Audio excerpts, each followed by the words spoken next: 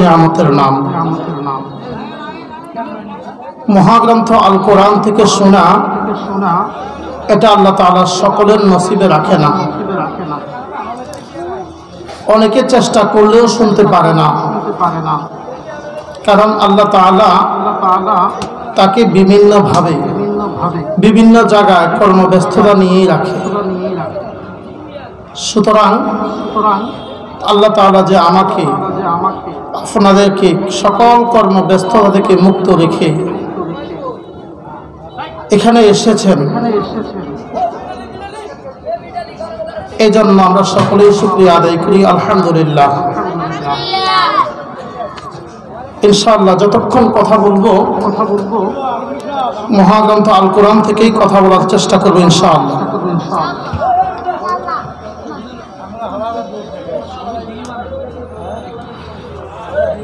আল্লাহ রাব্বুল আলামিন মহাগ্রন্থ আল কোরআনটাকে এমন ভাবে আল্লাহ তাআলা সেট করেছেন, আপনার জন্য প্রত্যেকটি আয়াত হেদায়েতের জন্য যথেষ্ট। ভূমিকা দীর্ঘায়িত না করে সংক্ষিপ্ত আলোচনায় প্রবেশ করব ইনশাআল্লাহ।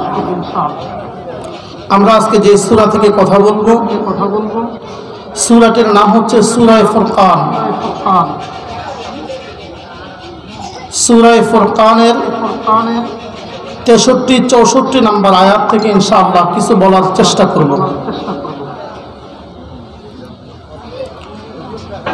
এই সূরা ফুরকানে আল্লাহ রাব্বুল আলামিন 63 এবং 64 নম্বর আয়াতের মধ্যে